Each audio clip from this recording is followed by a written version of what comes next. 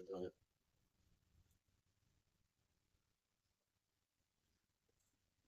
हरे कृष्ण बच्चों, कैसे हैं आप? आशा करते हैं अच्छे होंगे और मन लगा के पढ़ रहे हैं। ठीक है। ठीक है, मतलब कि अच्छे से पढ़ रहे हो, है ना? चलो बच्चों, हमने जहाँ पर कल खत्म करा था, आज वहीं से हम आगे स्टार्ट करते हैं। सिंधु घाटी सभ्यता को ज्यादा बात नहीं करते हुए काम पर आते हैं। बातें बात में होती रहती है। देखो, कल मैंने आपको सिंधु घाटी सभ्यता के फैक्ट्स बताने शुरू किए थे। आज उसी फैक्ट के क्रम में हम आगे चल रहे हैं। तो कल यहाँ तक पढ़ लिया था हमने, आग से पकी मिट्टी को टेराकोटा कहते हैं। यहाँ से मैंने आपको बता दिया, ये सब बता दिया था। लोथा से कुत्ते की मूर्ति व काली गंगा से तांबे की मूर्ति मिली। इसी में आगे चले हम, तो आगे आता है हमारा सिंधु घाटी सभ्यता के अंदर जो पद्धति थी, गणना में जो पद्धति यूज करते थे, वो दशमलव पद्धति का यूज करते थे। और इसी दशमलव पद्धति के अंदर, एक बार देखो सही दिख रहा है सबको? हाँ, ठीक है।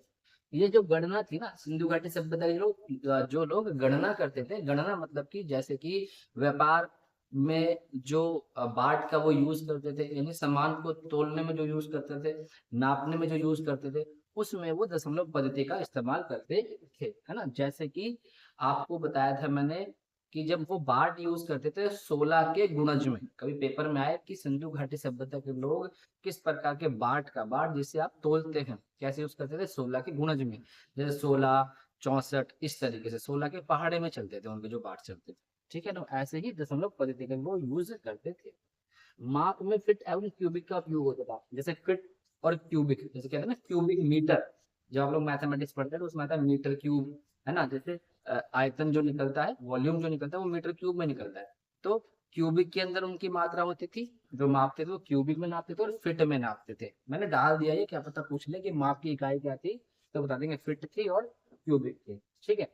फिर सिंधु घाटी सभ्यता गैर आर्य थी। वेरी वेरी इंपॉर्टेंट, बहुत आता है कि सिंधु घाटी सभ्यता कैसी थी, तो आप बताएंगे गैर आर्य सभ्यता थी। ये क्वेश्चन बनेगा जरूर कि सिंधु घाटी सभ्यता कैसी थी? गैर आर्य। क्योंकि जो सिंधु घाटी सभ्यता थी वो थी नगरीय, और जो आर्य सभ्यता थी वो थी ग्रामीण सभ्यता। आर्य ग्रामीण सभ्यता थी, लिखा है सिंधु घाटी सभ्यता के मृदभांड सिंधु घाटी सभ्यता को औरतों से पूर्व का सिद्ध करते हैं। दैट मीन्स, इसमें रुकना, इसमें शायद उसने मिस्टेक करी, 1 मिनट रुकना बस, है ना? इसे मैं ठीक कर दूं।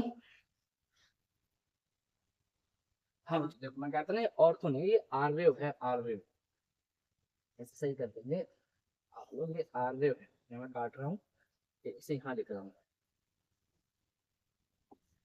आर्य। सही है, सही दिख रहा है? देखो एक बार, आर्य सही दिख रहा है, देखो। ठीक है। सिंधु घाटी सभ्यता के मृत भांड, सिंधु घाटी सभ्यता को आर्यों से पूर्व का सिद्ध करते हैं। अगर पेपर में आए कि सिंधु घाटी सभ्यता के मृत भांड और आर्यों के मृत भांड, तो अंतर था। सिंधु घाटी सभ्यता के मृत भांड लगभग लाल जो बर्तन होते थे, मतलब लाल रंग होते थे, उससे बनते थे और काले रंग की चित्रकारी होती थी। और आर्यों के जो मृत भांड थे वो थे चित्रित धूसर मृत भांड। बस इतना अंतर समझना। तो जो हमारे मतलब सिंधु घाटी सभ्यता के बर्तन थे वो आर्यों से पूर्व के थे, जो मृत भांड थे आर्यों से पूर्व के थे, इसलिए वो बताते हैं कि सिंधु घाटी सभ्यता तो आर्यों से पहले थी। अब जब मैं जैसे वेद स्टार्ट करूंगा, सोमवार को मतलब मंगलवार को हमारी क्लास स्टार्ट होगी वेदों की, ऋग्वेद पे, तो वहां बताएंगे कि ऋग्वेद में कैसे जिक्र होता है आर्यों का। ठीक है, तो वहां पे जिक्र करेंगे आर्यों का, इसलिए सिंधु घाटी सभ्यता आर्यों से पहले थी। ध्यान रखेंगे, जब मैं ऑब्जेक्टिव क्वेश्चन कराऊंगा तो आपका सीधा आंसर आना चाहिए सिंधु घाटी सभ्यता भाई आर्यों से पहले की थी, गैर आर्य सभ्यता थी ये। आर्य ग्रामीण थे, जबकि सिंधु घाटी एक नगरीय सभ्यता थी। लाल मृद भांड हड़प्पा से संबंधित है, जिन पर काले रंग की आकृतियां थी। वही धूसर एवं चित्रित धूसर मृद भांड आर्यों से संबंधित है। धूसर मृद भांड और चित्रित धूसर मृद भांड ये किससे संबंधित थे? ये आर्यों से संबंधित थे। और जबकि लाल मृद भांड किससे संबंधित थे? सिंधु घाटी सभ्यता से संबंधित थे। ध्यान रखेंगे, लाल मृद भांड हड़प्पा सभ्यता, ठीक है। और चाहे मैं हड़प्पा बोलूं, सिंधु घाटी बोलूं, सिंधु सरस्वती नदी घाटी बोलूं, मैंने ये सब समझा रखा है। मेरी पहली वीडियोस में जाए और वहां काम करें। अब तो मैं आपको एंड में लेके चलता हूँ।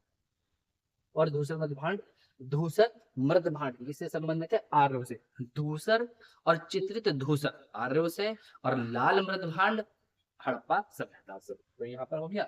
लास्ट स्लाइड हमारी ये वाली जो है इस क्लास का। फिर आगे दूसरी स्लाइड आती है हमारी उसे बताएंगे हम, जिसमें मैं जिक्र करूंगा आपसे स्नानागार और अन्नागार। बस खत्म होता है वहाँ पर।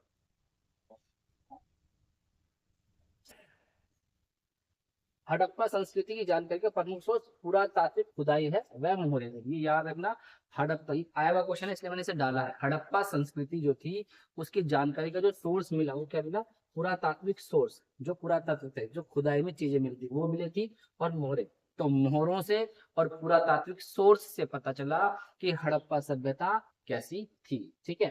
धोलावीरा को 2021 में यूनेस्को ने 40वां विश्व विरासत स्थल कहा है। ठीक है, 40वां विश्व विरासत स्थल का है, ध्यान रखिए 40वां याद रखना यहाँ पे 40वां, कि 2021 में धोलावीरा को, जो धोलावीरा का है गुजरात में है ना, उसे क्या कहा है, 40वां स्थल का है यूनेस्को ने 2021 में। ये करंट के साथ रिलेट हो गया। हड़प्पा में मुद्राओं में गाय की मूर्ति नहीं मिली है, वेरी वेरी इंपॉर्टेंट, क्योंकि गाय का जो आप यूज देखोगे, प्रयोग देखोगे, वो हम ऋग्वेद में देखेंगे। ठीक है ना, तो हड़प्पा में गाय की मूर्ति नहीं मिली है, ये भी ध्यान। मोहनजोदड़ो से एक मोहर पर पशुपति की मूर्ति मिली है, जिसकी बाईं ओर एक गैंडा और भैंसा था, दाईं ओर हाथी में बाघ था। ये मैंने पहले भी आपको बता दिया था। शिलालेखों का अध्ययन एपिग्राफी कहलाता है, इसे मैंने मेंशन कर दिया था कि आपको पता होना चाहिए कि जो शिलालेख होता है उनका अध्ययन क्या कहलाता है, एपिग्राफी, या पूरा लेख शास्त्र कहलाता है। अगर पेपर में आए शिलालेख का अध्ययन क्या होता है तो आप बताएंगे एपिग्राफी होता है। ठीक है, अब हम आगे बढ़ते हैं अपनी नई नए फैक्चुअल पॉइंट के साथ। ठीक है, इसका स्क्रीनशॉट लें फिर आगे आते हैं। एक बार स्क्रीनशॉट सबका ले लें, इसका भी ले लें, इसका भी ले लें।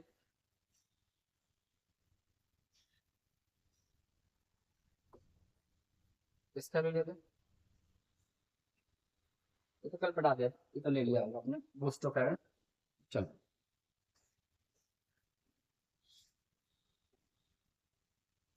देखो बच्चों, अब हम बात करते हैं किसकी, मोहनजोदड़ो। तो मोहनजोदड़ो में जो हमें मुख्य चीज मिली है वो एक मिला है वृद्ध स्नानागार, और एक मिला है वृद्ध अन्नागार, विशाल अन्नागार। स्नानागार वो जहाँ पे लोग धार्मिक स्नान करते थे, और अन्नागार वो कि जब वो कृषि करते थे तो कृषि से अपने जो चीज वो उगाते थे, जिन चीजों को उन्हें कहाँ रख लेते थे, वो स्टोरेज कर लेते थे। तो जिस जगह पर स्टोरेज करते थे उसी का अन्नागार। तो स्नानागार और अन्नागार वेरी वेरी इंपॉर्टेंट है यहाँ पे। जो अन्नागार था वहां का वो बड़ा था, और स्नानागार इससे थोड़ा छोटा था। ठीक है, स्नानागार बता रखा है। वृद्ध स्नानागार देखो एक बार देख लो इसको आप लोग, ये देखो, ये तो है अन्नागार,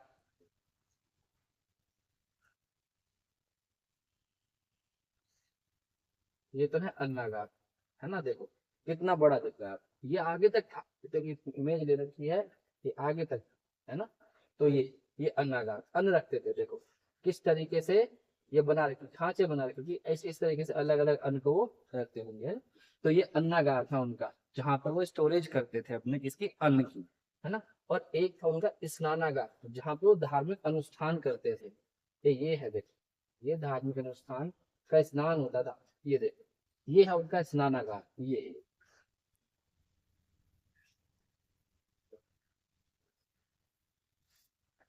ये देखो, सही दिख रहा है बिल्कुल, है।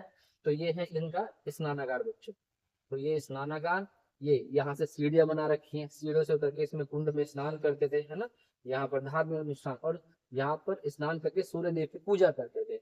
इस तरीके से इनका क्या था, अन्नागार और स्नानागार। एग्जाम में क्वेश्चन आएगा अन्नागार स्नानागार कहाँ से मिला है, तो बताएंगे मोहन जोदाड़ो से मिला है, अन्नागार और स्नानागार। तो स्नानागार आपने देखा कि अन्नागार की तुलना में छोटा था, तो इसलिए स्नानागार छोटा और अन्नागार बड़ा। ठीक है, तो वृद्ध स्नानागार देखें, लंबाई उत्तर से दक्षिण में 55 मीटर थी इसकी, स्नानागार की, उत्तर से दक्षिण में 55 मीटर थी।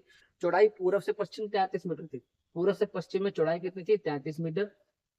ठीक है, बीच में स्नान कुंड था, अभी दिखाया था मैंने आप लोगों को, देखो बीच में स्नान कुंड था, ये लंबाई ये चौड़ाई, इस तरीके से बीच में इसका स्नान कुंड था, स्नान कुंड था, बीच में स्नान कुंड है, जो उत्तर से दक्षिण 39 फीट यानी 11.88 मीटर, जो स्नान कुंड था वो लगभग 39 फीट, तो क्या था वो चौड़ा लंबा, और चौड़ाई कितनी थी 33 फीट, और इसकी गहराई कितनी थी 8 फीट। ये ध्यान रखेंगे, 39 फीट लंबाई है ना। उत्तर से दक्षिण में जो लंबाई थी 39 फीट थी, चौड़ाई 23 फीट थी और गहराई 8 फीट थी। ये आपको ध्यान रखना किसका, स्नानागार का। पहली बात तो नहीं पूछने का ये, फिर भी याद रख लेना, अगर पूछ ले तो क्या जाता है हमें पता है ना। स्नानागार कहाँ था, स्नानागार था हमारा मोहनजोदाड़ो में। ठीक है, धार्मिक स्नान किए जाते थे। और ये विस्तार अन्नागार, ये सबसे बड़ी इमारत है, लंबाई 45.72 मीटर, अभी दिखाया था मैंने आप लोगों को। इसे मैं हटाऊं,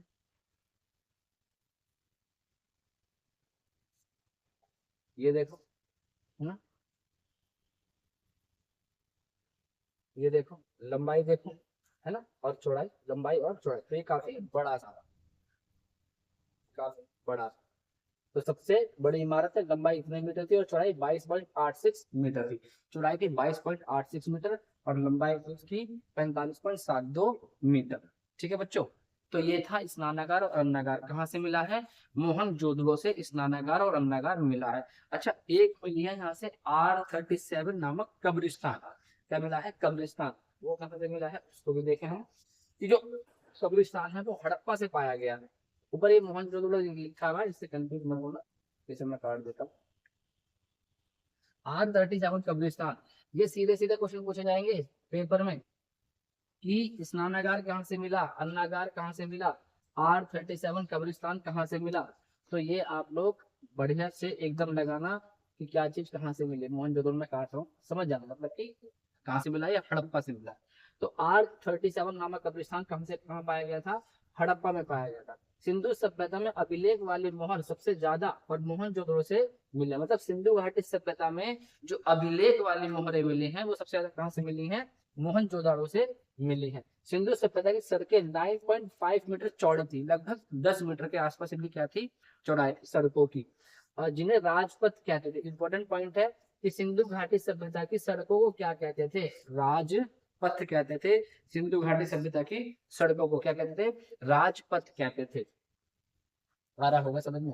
अब समझाना कुछ भी नहीं है यार, अब तो सिर्फ चीजें याद कराना क्या है आप लोग को, बताने की है। तो R37 जैसे बोले हड़प्पा, सड़कें लगभग 10 मीटर या 9.15 मीटर। ठीक है, राजपथ, सड़कों को राजपथ कहते थे, ये याद रखना। स्नानागार अन्नागार मोहनजोदड़ो से मिलता है। ये जो सड़कें थी एक दूसरे को संपूर्ण पर काटते हुए इन्हें ऑक्सफोर्ड सर्कस नाम दिया जाता था। इन्हें क्या कहते थे, ऑक्सफोर्ड सर्कस। ये जो सड़कें एक दूसरे को 90 पे काटती थी इस तरीके से, है ना, 90 पे जो काटती थी, इन्हें नाम दिया ऑक्सफोर्ड सर्कस। ये याद रखेंगे कि जो सड़कें, मतलब सड़कें जो 90 डिग्री पर काटती थी उन्हें किस नाम से जाना जाता था, तो ऑक्सफोर्ड सर्कस नाम दिया जाता है। स्तूप टीला मोहनजोदड़ो में स्थित एक टीला है।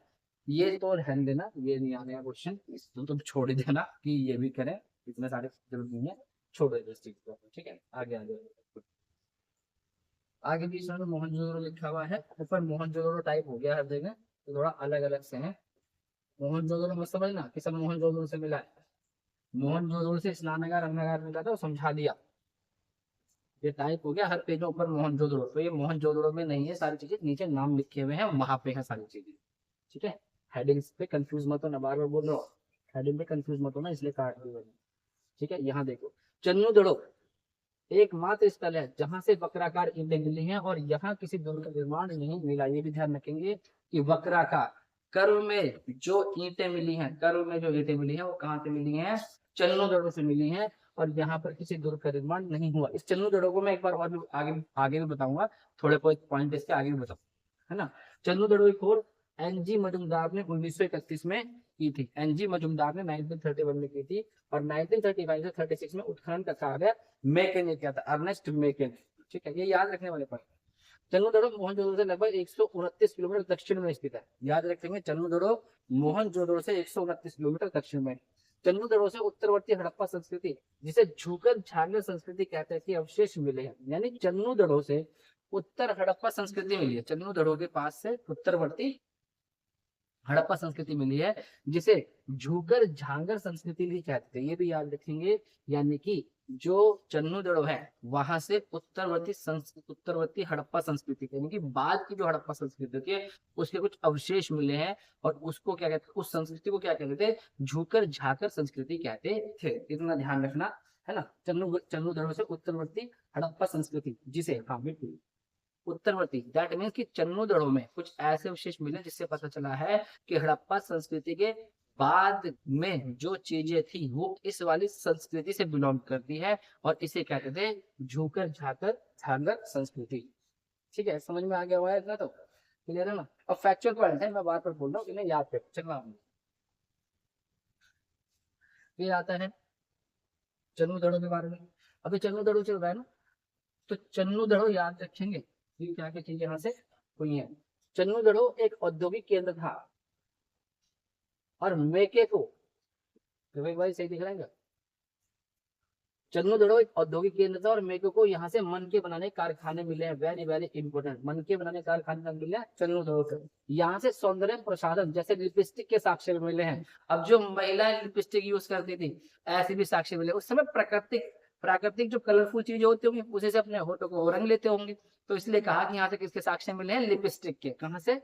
चन्नू दड़ो से। ऐसे ध्यान रखेंगे, ठीक है। और बिल्ली का पीछे करते हुए कुत्ते के पदचिन्ह के अवशेष भी मिले हैं चन्नू दड़ो से। बिल्ली का पीछा करते कुत्ते के पदचिन्ह के अवशेष भी मिले हैं कहाँ से? चन्नू दड़ो से। लोथल को लघु हड़प्पा या लघु मोहनजोदड़ो भी कहा जाता था। लोथल को लघु हड़प्पा भी कहते हो, लघु मोहनजोदड़ो भी कहते हैं। ये मैंने फैक्चुअल पॉइंट से डाल दिया, पर अब मैं लोथल पढ़ाऊंगा तो वहां पे इसका जिक्र कर दूंगा, ठीक है। अब जरा समझो, हमने कुछ मोहनजोदड़ो की चीज देख ली और कुछ चन्नू दड़ो की चीज देख ली। अब हम एक एक पॉइंट को मतलब एक एक पॉइंट को उठाएंगे और उसके बारे में जितनी भी चीजें हैं उनके सारे फैक्चुअल पॉइंट पढ़ जाएंगे, सारे फैक्चुअल पॉइंट। सबसे पहले हम बात करते हैं जिसकी लोथल। अब यहाँ से क्लास स्टार्ट हो गई हमारी एंड। अब ये एंड पार्ट चल गया। अब आप बोल रहे हो बार बार एंड कहते हैं, एंड कर देंगे, क्या करूं? जैसे जैसे चीजें दिखती मुझे सामने तो मुझे लगता है करा देना चाहिए, तो भाई मैं करा देता हूँ। कुछ छोड़ने का तो दायित्व तो बनता ही नहीं है कि आप पढ़ रहे हैं विश्वास के साथ और मैं विश्वासघात कर दूं, ऐसा तो नहीं होने का, ठीक है भाई। जैसी चीजें दिखी, जब मैंने क्वेश्चन नोट करे तो मुझे लगा नहीं यार ये डालना चाहिए, तो मैंने डाल दिया। अब मैंने क्या करा, एंड में अब मैं इसका समापन करने जा रहा। अब एक एक चीज को उठाएंगे और उसे पढ़ते चले जाएंगे। जैसे अब मैं पूरा लोथल पढ़ाऊंगा, फिर कालीगंगा पूरा पढ़ाऊंगा, फिर आप लोगों का राखीगढ़ी पूरा पढ़ाऊंगा, फिर आपको चन्नू दड़ो पूरा पढ़ा देंगे, फिर मोहनजोदड़ो, और फिर हड़प्पा, और काम खत्म, फिनिश करते हैं, ठीक है। बस कितने 6-7 टॉपिक्स है इनके काम करना, मतलब 6-7 पॉइंट है इनके, वो काम खत्म कर देंगे, ठीक है ना। तो बिल्कुल भी ये मत समझना कि अब तो ज्यादा ही फैक्चुअल हो गया भाई। यहाँ से क्वेश्चन बनाओ। आप जितना मैंने एक पार्ट पढ़ाया है इसको बहुत अच्छे ढंग से करना। इतनी बार अगर आप इसे कर लो, जितनी बार मैं बोल रहा हूँ कि 3 से 4 बार कर लो, तो समझना कन्फर्म कोई क्वेश्चन गलत नहीं होने का, ठीक है बच्चों। स्टार्ट करते हैं लोथल। एक बार देखिए आप इसे। चलो बच्चों बात करते हैं लोथल की। तो सबसे पहला पॉइंट लोथल। अब आपको याद रखना है कि जो लोथल है वो गुजरात के अहमदाबाद जिले में भोगवा नदी के तट पर है। जब मैं आपसे क्वेश्चन पूछूं या पेपर में क्वेश्चन आए कि लोथल किस नदी के तट पर स्थित है, तो आप बताएंगे भोगवा नदी के तट पर है और अहमदाबाद जिले में है, गुजरात के अहमदाबाद जिले में क्या है? भोगवा नदी, उसके तट पर स्थित है लोथल। कहाँ पर है लोथल? गुजरात के अहमदाबाद जिले के भोगवा नदी के तट पर। याद रखना है पॉइंट। खोज किसने की थी? 1957। जो लोथल है, लोथल की खोज की थी डॉक्टर एस आर राव ने। डॉक्टर एस आर राव ने 1957 में। यहाँ से फारस की मुद्रा भी मिली है। लोथल से जो फारस से लोग व्यापार करते थे, तो उस मुद्रा के आधार पर पता चला कि इनका व्यापार फारस के साथ भी होता था। मैं जब ज्योग्राफी पढ़ाऊंगा और हिस्ट्री में भी आगे चलूंगा ना, सब आएंगे, फारस की खाड़ी, दजला, फरात नदियां सब आएंगे। बहुत बढ़िया से इंटरेस्ट लगेगा आप लोगों को, इंटरेस्टिंग लगेगा। तो मेरे हिसाब से इसको मैंने बोर नहीं होने दिया। धीरे धीरे कहीं अन्ना गार दिखा रहा हूँ, कहीं ईशाना गान दिखा रहा हूँ, कहीं पे इमेज दिखा रहा हूँ, है ना। कई बार इन चीजों को इतनी बार करा दी कि याद ही होने लगे। लोथल तो सीधा गुजरात, इस पे भोगवा नदी का याद ही हो रहे होंगे। यहाँ एक बंदरगाह, डॉकयार्ड, है ना, मिला है, जिसे जहाजों की गोदी है। जहाजों की गोदी है। इसे कहते हैं बेटा जहाजों की गोदी। कभी पेपर में आ जाए जहाजों की गोदी, जहाजों की गोदी, जहाजों की गोदी, मतलब एक बंदरगाह को कहते थे जहाजों की गोदी। तो वो क्या, यस नहीं, यहाँ लिए जाना जाता, मतलब कि वो ये कह रहा है जो ये लोथल है ना, ये बंदरगाह नगर भी था वहां का, नहीं गुजरात का बंदरगाह था जहाँ से व्यापार होता था। ठीक है, तो ये वही चीज है, ये एक बंदरगाह के लिए जाना जाता है, यानी कि जो लोथल है वो लोथल गुजरात में बंदरगाह था। तो एग्जाम में अगर क्वेश्चन बना कि लोथल क्या था, तो आप बताएंगे बंदरगाह था, जहां से क्या होता था, व्यापार होता था। लोथल से क्या होता था, व्यापार। ठीक है, और लोथल किस पे है, भोगवा नदी के तट पर स्थित है। कहाँ पर है, गुजरात में। खोज किसने की थी, डॉक्टर SR राव ने की थी। क्लियर हुआ, ठीक है, बहुत बढ़िया। एक बार बोल के देख लो, लोथल भोगवा नदी कहाँ, गुजरात में। कहाँ, अहमदाबाद जिले में गुजरात के। खोज डॉक्टर SR राव ने, कब, 1957 में। ठीक है, और साथ में ये है क्या, वहां का बंदरगाह है। बंदरगाह को क्या कहते हैं, जहाजों की गोदी कहते हैं। तो जहाजों की गोदी के नाम से क्या जाना जाता है, लोथल जाना जाता है। मेरे हिसाब से क्लियर हो गया होगा बहुत अच्छे से। ठीक है, और यहाँ से फारस की मुद्रा मिली, लोथल। आगे भी लोथल ही है, लोथल के बारे में और जानकारी देते हैं। क्या क्या मिला, देखो वेरी वेरी इंपॉर्टेंट।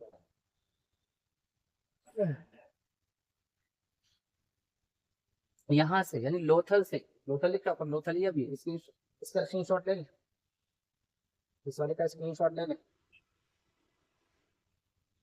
चलो, यहाँ से धान, बाजरा आदि के साक्ष्य मिले, यानी धान मतलब चावल।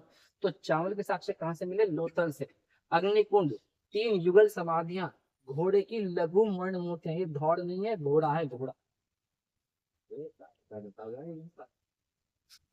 घोड़ा, घोड़ा है ना। तो जो लोथल है, यहाँ से 3 युगल समाधियां और घोड़े की लघु मर्ण मूर्तियां, घोड़े की लघु मर्ण मूर्ति। अब मर्ण मूर्तियां मैंने आपको समझा रखा है बहुत अच्छे से, पहली क्लासेस में जाए और मर्ण मूर्तियां वहां पे देखें। ठीक है, अग्निकुंड के साक्ष्य मिले हैं कहाँ से, लोथल से। 3 युगल समाधियां मिली हैं, 3 युगल मतलब कि जोड़े, 3 समाधियों के जोड़े मिले। ठीक है, कहाँ से मिले हैं, लोथल से। लघु, घोड़े की लघु मर्ण मूर्ति कहाँ से मिली हैं, लोथल से मिली हैं। और धान के साक्ष्य कहाँ से मिले हैं, लोथल से मिले हैं। यहाँ से मिला एक मकान है जिसका दरवाजा पीछे ना खुलकर सड़क की ओर खुलता है, यानी कि लोथल ऐसा है, यहाँ से एक ऐसा घर मिला है जिसके दरवाजे पीछे नाली मतलब सड़क की तरफ ना, सॉरी पीछे मतलब कि घर के पीछे की तरफ ना खुल के वो मुख्य सड़क की तरफ खुल रहे हैं। जबकि और सिंधु घाटी सभ्यता के और जो नगर थे उनके दरवाजे पीछे की साइड खुलते थे। और लोथल का एक घर ऐसा मिला है जिसके दरवाजे आगे की तरफ खुलते हैं। अगर पेपर में आया कि सिंधु घाटी सभ्यता के सभी नगर में जो घर के दरवाजे थे वो पीछे खुलते थे सिवाय एक नगर के, है ना, तो और वो नगर कौन सा था, लोथल था। ठीक है, याद रहेगा, लोथल था। स्क्रीनशॉट ले ले और आगे देखें। आगे आगे कालीबंगा। अब देखो इस कालीबंगा के बारे में जो हम बात करेंगे ना, कालीबंगा, हाँ, मेरे हिसाब से 20 या 22 मिनट की वीडियो बन गई होगी, है ना। तो हम इसको यहीं पे रखते हैं, नहीं तो ज्यादा चीजें हो जाएगी। कल मैं आप लोगों को कालीबंगा, कल ही मैं आपको धोलावीरा, कल ही मैं आपको राखीगढ़ी, और कल ही मैं आप लोगों को कुछ चन्नूदड़ो और कुछ मोहनजोदड़ो, कुछ है ये खत्म कराए। कल हमारी लास्ट क्लास होगी बच्चों, कल हम लास्ट क्लास के साथ मिलते हैं आपको शनिवार में। और लास्ट क्लास करने के बाद हम मंडे को क्वेश्चन डिस्कस करेंगे। अगर क्वेश्चंस सारे हो गए तो मंडे को डिस्कस करेंगे, नहीं तो मंडे को ऋग्वेद पढ़ेंगे, और जैसे क्वेश्चंस बन जाएंगे सारे फिर क्वेश्चन डिस्कस करेंगे। वो मैं कल ही बता दूंगा, क्वेश्चन डिस्कस करेंगे यहाँ, ऋग्वेद स्टार्ट करेंगे। तो कल हमारी लास्ट क्लास होगी किसकी, सिंधु घाटी सभ्यता, यह समापन होगा सिंधु घाटी सभ्यता का। तो आपने बहुत अच्छे ढंग से बने रहे और काम करते रहे, पढ़ते भी रहे। तो मैं चाहूंगा आप ऐसे ही पढ़ते रहें, धीरे धीरे आगे बढ़ते चले जाएंगे, हर टॉपिक में आगे आएंगे। जब आप ज्योग्राफी पढ़ोगे तब देखना आपको कितना इंटरेस्ट आएगा। जब इकोनॉमी पढ़ोगे, जब आप साइंस पढ़ोगे, है ना, सब चीजों को मैं इसी तरीके से, है ना, मैं बिल्कुल भी बीच में कुछ भी तोड़ूंगा नहीं, सब चीज को सीक्वेंस में ही लेके चलो। जैसे सिंधु सभ्यता सीक्वेंस में खत्म करिए ना, ऐसे ऋग्वेद सीक्वेंस में खत्म होगा, ऐसे ही फिर जो मगध साम्राज्य वो सीक्वेंस में खत्म होगा, इसी प्रकार ज्योग्राफी सीक्वेंस में खत्म, सबको सीक्वेंस में ही खत्म करेंगे। ठीक है, चलो मिलते हैं बच्चों कल नेक्स्ट क्लास के साथ। हरे कृष्णा, धन्यवाद।